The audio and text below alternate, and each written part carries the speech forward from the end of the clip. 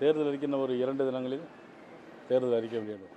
பாண்டிச்சேரியில் வந்து விநாயகர் சதுர்த்திக்கு சிலிண்டர் இதுக்கெல்லாம் வந்து அறிவிச்சிருக்காங்க. அதே மாதிரி இந்திய தமிழ்நாட்டுக்கு உங்களுடைய இதில் வேறு ஏதாவது எதிர்பார்க்கலாமா? தேர்தல் அறிக்கை கிட்டத்தட்ட எல்லாம் நிறைவடைந்திருக்கு. இன்னும் 2 தினங்களில் நாங்கள் அறிக்கை வெளியிடுவோம். அப்போ அதெல்லாம் உங்களுக்கு என்ன வேணும்னா சொல்கிறோம். சரி, இல்லை அதை பற்றி தெரியல. திமுகவுக்குள்ளே அவங்க கூட்டணிக்குள்ளே ஒரு சலசலப்பு இருந்துக்கிட்டே இருக்குது.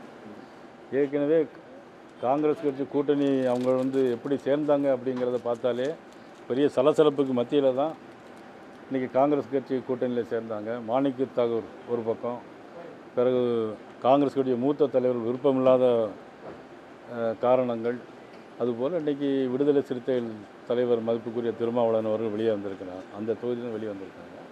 அது அவங்களுடைய கூட்டணியினுடைய சலசலப்பை காட்டுது. நான் ஏற்கனவே சொல்லிட்டேன், அது ஒரு ஜீரோ தேர்தல் அறிக்கை. ஹீரோ தேர்தல் அறிக்கைன்னு சொன்னாங்க, அது ஒரு ஜீரோ தேர்தல் அறிக்கை. அது ஹீரோயின் அப்படின்னு சொல்லி சொன்னாங்க, அது ஹெராயின் தேர்தல் அறிக்கையாக தான் நான் பார்க்க முடியுது.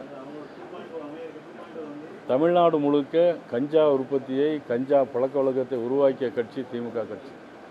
சொத்து வரி உயர்வு, மின்கட்டண உயர்வு, மின்கட்டண மாதம் 2 முறை இருப்பதை ஒரு மாதம் எடுப்போம்னு சொன்னாங்க.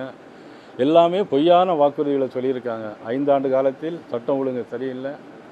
2 வயது குழந்தை முதல் 70 வயது பெண்கள் வரையிலும் பாலியல் பலாத்காரம், படுகொலைகள், அனைத்திற்கும் மது, போதை பழக்க வழக்கங்கள் தான் காரணம். முழுக்க திராவிட முன்னேற்ற கழக அரசு இதற்கு காரணம். வருகின்ற 23ஆம் தேதி அதற்கான பதில்கள் நிச்சயமாக வெளிவரும். பிரதமர் ஏற்கனவே கன்னியாகுமரிக்கும் ஏற்கனவே வரக்கூடிய தேர்தலில் கன்னியாகுமரிக்கும் கோயம்புத்தூருக்கும் பிரைம் மினிஸ்டர் அவர்கள் வர இருக்கிறார்.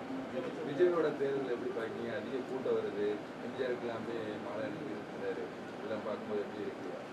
அதாவது கூட்டத்திற்கும் ஓட்டுக்கும் சம்பந்தம் கிடையாது.